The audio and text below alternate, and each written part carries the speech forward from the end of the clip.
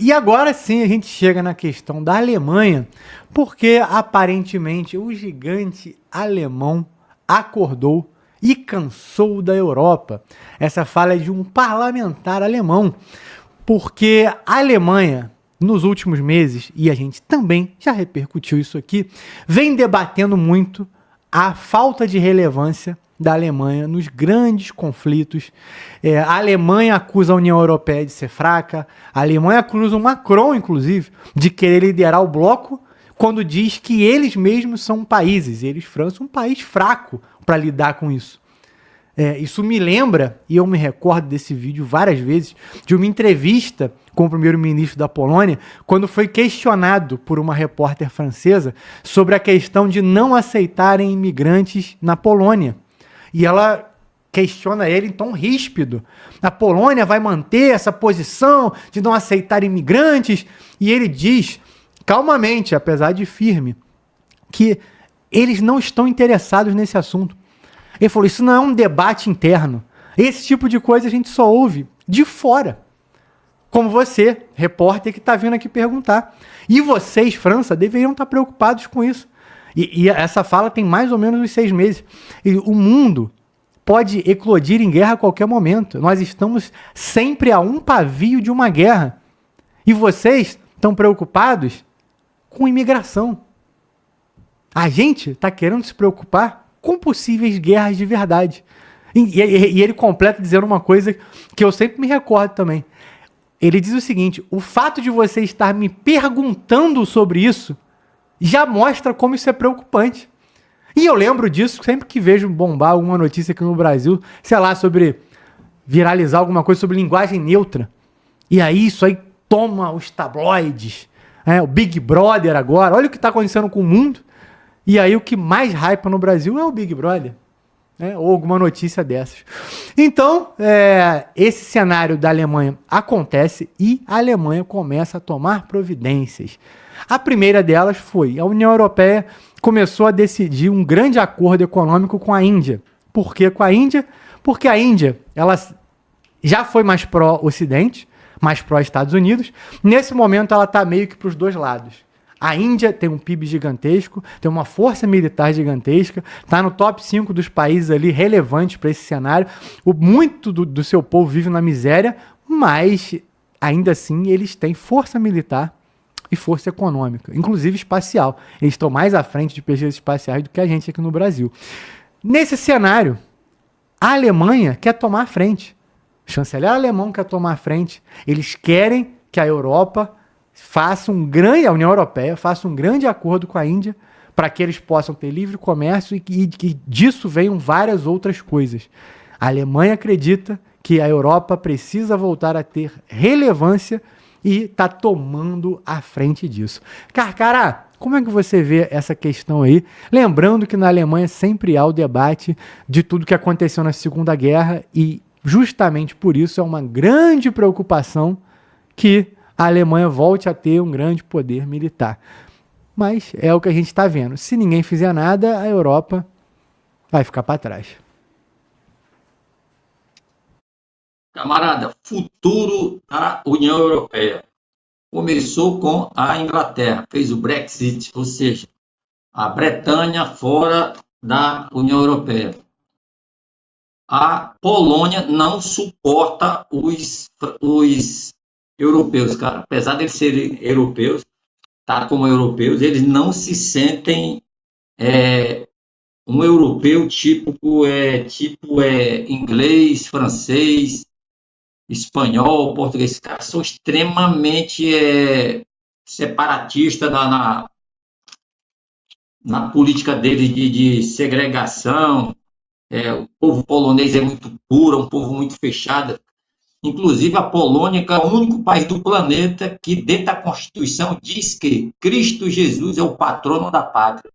Não tem como um país desse se misturar, cara. Os alemães são extremamente racistas e são muito separatistas. Então, qual o futuro da Europa? Eu observando. A Alemanha vai voltar a ser a Alemanha. A França vai voltar a ser a França.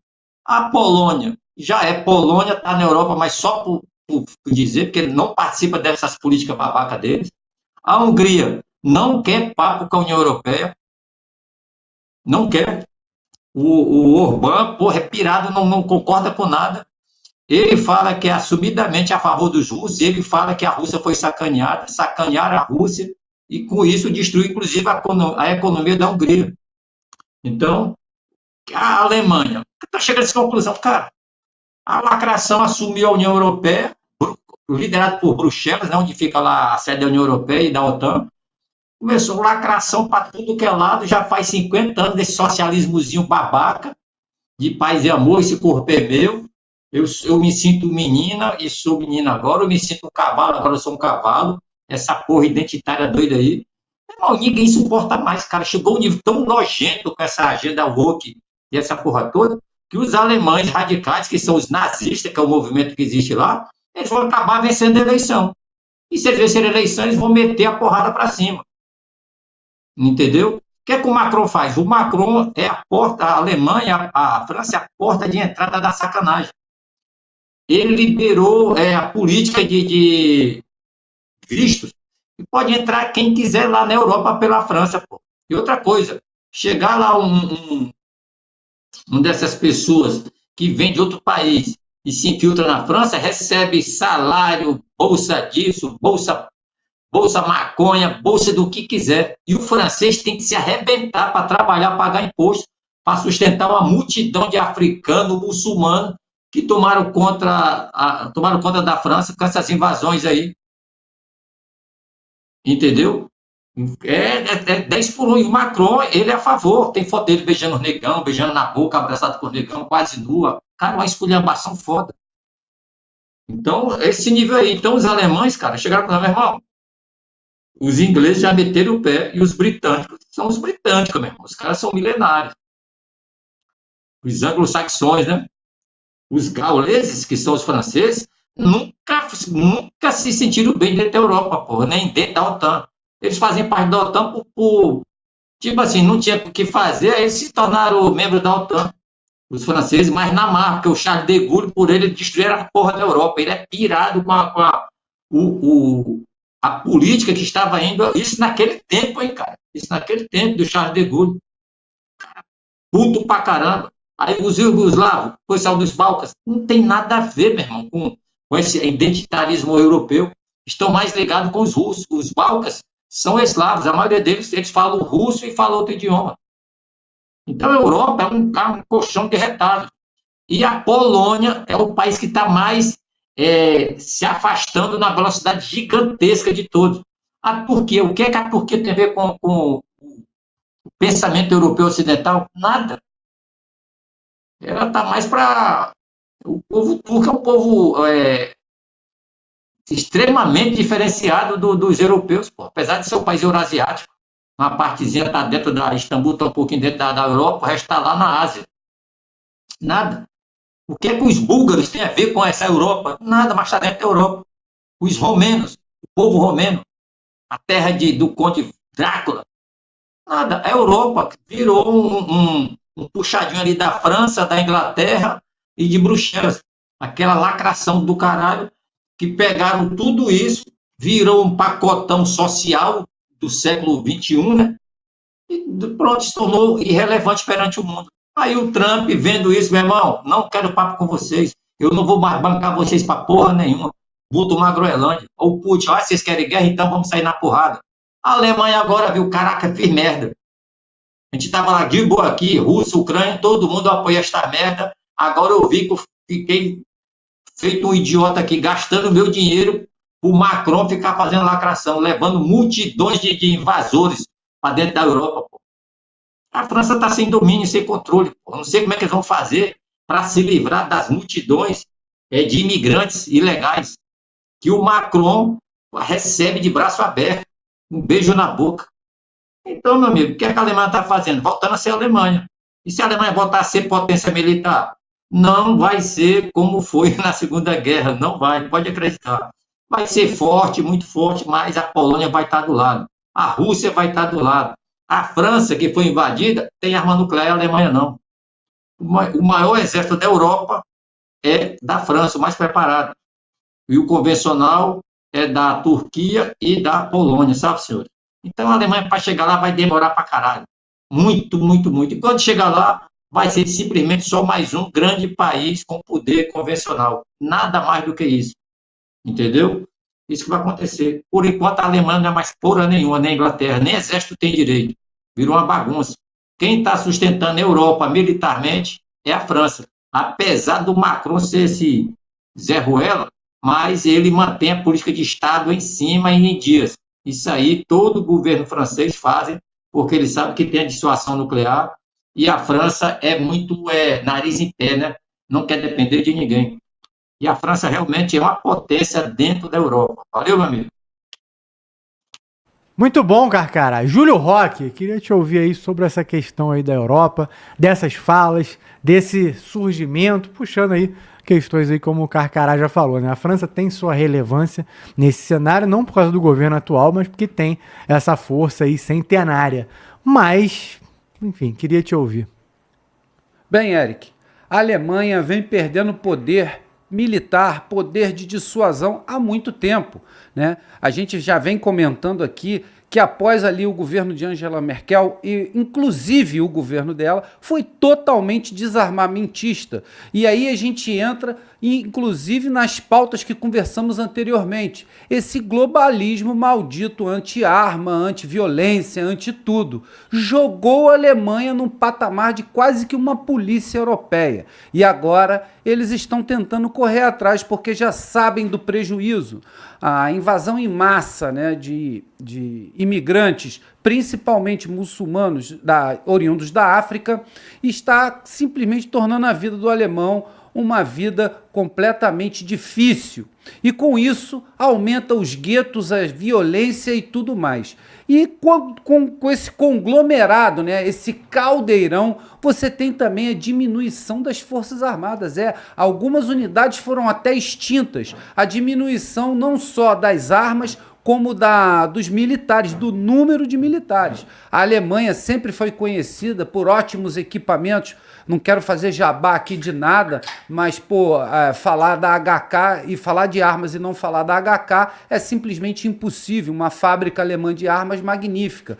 Todas as armas fabricadas pelas fábricas europeias de armas são simplesmente magníficas. E eles jogaram toda esse know-how no buraco, né, com essa agenda maldita. Agora correm atrás, inclusive por causa de um aperto de Donald Trump, que acha que estava chegando a 1,5% do PIB.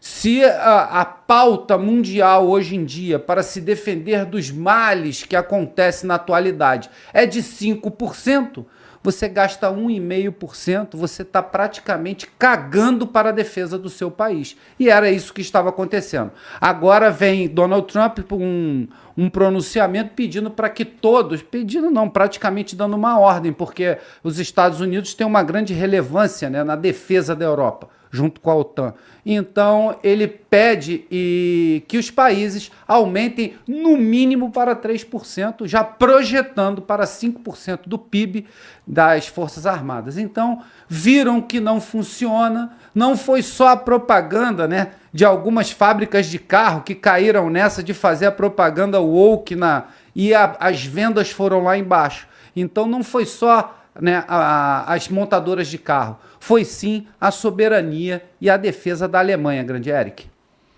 É isso, Júlio. Miqueias, com você. Ô, Eric, o que a Alemanha está fazendo é buscar ali esse protagonismo, só que ela está tentando também antecipar alguns pontos. Ela está buscando aí, inclusive, um acordo, né? Esse acordo entre a União Europeia e Índia, por exemplo, assim como foi um dos países que apoiou esse acordo entre União Europeia e América Latina, e o Mercosul, justamente porque está prevendo um cenário onde a influência da China e da Rússia fique cada vez maior. Então, o que eles estão fazendo? Vendo que a possibilidade ali do conflito militar se expandir e que talvez eles não tenham tanta capacidade de concorrer militarmente, concorrer através das armas, eles querem pelo menos criar um cenário onde a globalização, né, que é essa integração entre vários fatores, possa favorecê-los mesmo diante de uma guerra. Por exemplo, Quando a Rússia iniciou esse movimento de ataque à Ucrânia, o próprio presidente Bolsonaro foi lá na Rússia, beijou a mão do Vladimir Putin para garantir que nós, no Brasil, continuássemos tendo acesso aos fertilizantes russos. A África reclamou que poderia perder acesso a grãos por conta do ataque da Rússia à Ucrânia. E a Rússia foi lá e forneceu grãos para alguns países africanos. Então, a proposta da Alemanha diz muito sobre isso também, sobre criar um cenário onde, através desses acordos comerciais, por mais que o cenário esteja caótico, por mais que guerras estourem em vários pontos do globo, a Alemanha ela vai ter acesso ou possibilidade de negociação que garantam ela, mesmo no meio do conflito, sobreviver tendo acesso àquilo que é mais importante. Porque antes mesmo de munição, tecnologia bélica ou qualquer outra coisa, você precisa ter acesso a água potável, alimento e recursos, até mesmo para manter a sua máquina de guerra. Então a Alemanha está buscando esse protagonismo, mas buscando não abandonar a Europa, mas tentando ali se aproximar de outros atores importantes que estão sendo cooptados no meio desse cenário. Por mais que o Brasil tenha uma postura relativamente neutra, a África do Sul faça parte do BRICS, a Índia também, nós temos que esses países têm uma tendência a, de repente, ter que escolher um lado em algum momento. Então, a Alemanha está vendo esse movimento, está se antecipando. Essa semana, agora, nós tivemos um exercício militar naval conjunto entre alguns países do BRICS, Rússia, China, Irã e África do Sul, fazendo um exercício conjunto.